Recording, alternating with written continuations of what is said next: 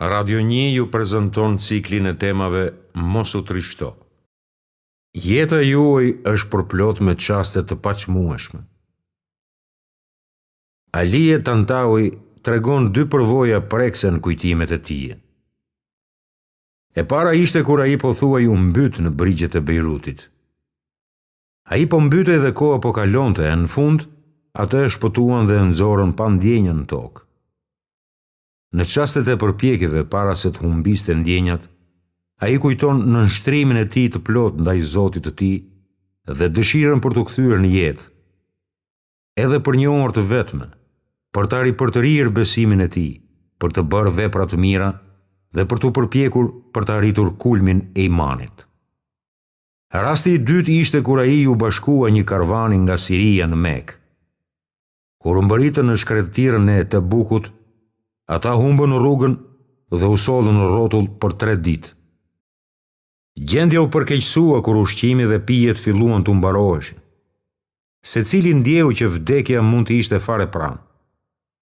Atëhera i u ngrit dhe u mbajti një hutbe, që ishte si një fjalim lamtumire ndaj jetës. Ishte një ligjërat plot zemër, e cila e preku atë dhe dëgjuesit deri në lot.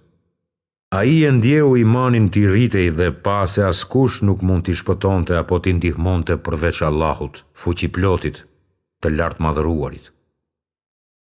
Atij i drejtohet me lutje kush është në qiejje në tokë, dhe në çdo çast ai është i angazhuar në çështje të reja. E sa pejgamber pati që luftuan dhe bashkë me ta luftuan turma të mëdha besimtarësh, dhe për atë që i goditi në rrugën e Allahut, ata as nuk u dobësuan e as nuk u porulën. Allahu i do durimtarët. Vërtet, Allahu i do ata besimtarë të bindur që i sfidojnë kundërshtarët e tyre me durim e qëndrueshmëri. Ata nuk heqin dorë, apo t'i lejojnë të tjerët t'i poshtrojnë. Përkundrazi, ata përpiqen, luftojnë dhe mundohen. Ky është haraçi që besimtari duhet paguaj për më të madhen pasuri në këtë botë, besimin në Allah, të dërguarin e tij dhe fenë e tij. Një hadith thot: besimtari i fortë është më i dashur te Allahu se i dobti, dhe në secilin prej tyre ka dobi. Kalifi i parë Ebu Bekër futi njërin prej gishtave të tij në një të qarë kur ishin në shpellë për ta mbrojtur pejgamberin nga akrepi, dhe u pickua vetë gjatë kësaj. Pejgamberi lexoi disa ajete kuranore për të dhe ai u shërua me lejen e Allahut. Dikush e pyeti antaren: cili është sekreti i trimërisë tënde, sepse ti njihesh për aftësinë tënde për t'i mundur njerëzit? Ai u përgjegj: vendose gishtin tënd midis dhëmbëve të mi, dhe lërm ta vendos gishtin tim midis dhëmbëve të tu. Secili futi gishtin e vet në gojën e tjetrit dhe filluan t'ja kafshonin me dhëmbë gishtin njëri tjetrit, duke e rritur gradualisht shtrëngimin e dhëmbëve. Brenda pak qastesh, njeriu nuk duroi ta mbante gishtin më dhe lëshoi një çirrje therrse. Kështu antare ja lëshoi gishtin dhe i tha: ja se si mund unë fitimtarët, do me thënë me durim dhe qëndrueshmëri. Morali besimtarit ngrihet lart kur ai vlerëson se ndodhet pranë mëshirës së Allahut, mirësisë dhe faljes së tij. Ai e ndjen mbrojtjen dhe kujdesin e Allahut me një intensitet që është përpjesëtimor me besimin e tij. Secila krijesë e ndjen se ka një Zot i cili krijon dhe furnizon.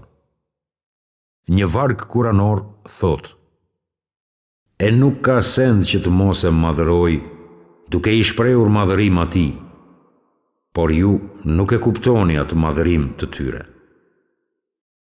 Bujqit në fermat tona këndojnë shpesh gjatë mbjelljes së tokës.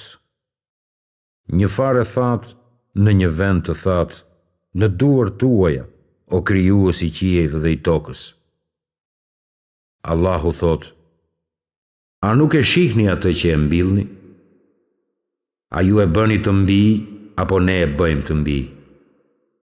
Në përkujtimin e Allahut ka qetësim të zemrave.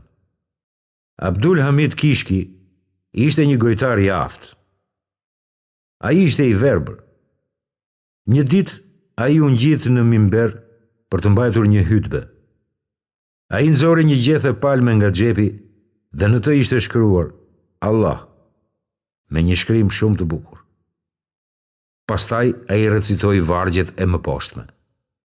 Pa shikoje pemën me degët e freskëta, kush e bëri atë të rritej dhe e zbukuroi me të gjelbër? Është Allahu i gjithë pushtetshmi, fuqiploti. Të pranishmit shpërthyer në lot. Ai është krijuesi i qiejve dhe i tokës. Shenjat e tij janë vulosur gjithandej në univers dhe të gjithë shqiptojnë të qenurit e tij krijuesi, zotëruesi i cilësive të përsosura dhe i vetmi që meriton adhurim. Zoti ynë, këtë nuk e krijove kot, i lartësuar qofsh. Ndër shtyllat e lumturisë është ndjenja se ka një Zot që është i mëshirshëm dhe që fal fajet e atij që pendohet. Ndaj, gëzojuni mëshirës së Zotit tuaj, një mëshirë që përfshin qiejt dhe tokën. Allahu i lartësuar thot: Mëshira ime përfshin gjithçka. Sa e pamatë është mirësia e Allahut. Në një hadith të saktë transmetohet se një beduin arab u fal me pejgamberin dhe kur mbaroi namazin, ai u lut: O Allah, ki mëshirë mbi mua dhe Muhamedin dhe askën tjetër. Pejgamberi i tha: Pa dyshim, ti e kufizove atë që është e pamatë. Dhe ai është shumë mëshirues ndaj besimtarëve. Pas një betejë, një grua e zënë rob nxitoi tek shokët e pejgamberit për të kapur dhe mbrojtur fëmijën e saj.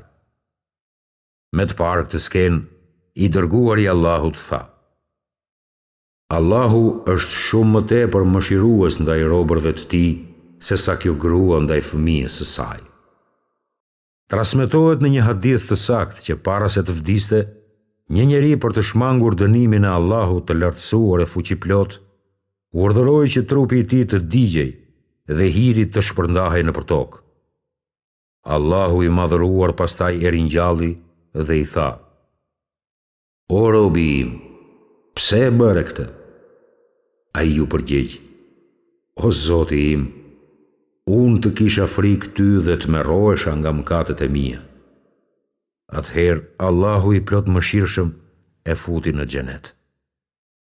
E kush ju friksua paraqitjes para Zotit vet dhe u përmbajt nga epshet, xheneti është vendi i tij. Allahu mori në llogari një njeri që harxhonte shfrenueshëm për vete dhe i treste paratë. Megjithatë, ai ishte njeri që adhuronte Allahun dhe nuk i shoqëronte atij kurfar partnerësh. Allahu pa se ai nuk kishte asnjë vepër të mirë përveç njerës. Ai ishte biznesmen i cili i falte borxhet të falimentuar.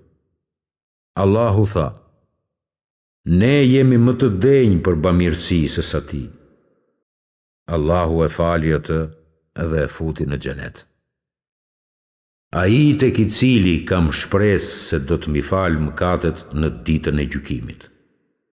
Në librin me thënie të pejgamberit të titulluar Sahih Muslim, tregohet se njëherë pejgamberi u fal me njerëzit. Pas përfundimit namazit, një njeri u ngrit papritur dhe i tha: Kam kryer një shkelje që dënohet nga ligji, ndaj ekzekutoje dënimin mbi mua.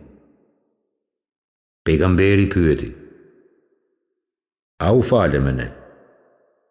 Njeriu pohoi.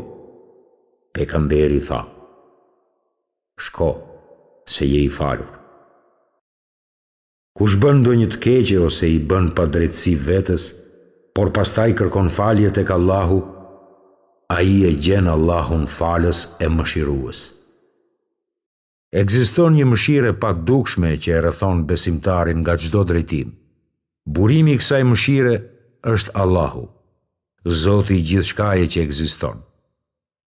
Ai e ruajti Muhamedin në shpellë dhe tregoi mëshirë ndaj atyre që njihen si shokët e shpellës.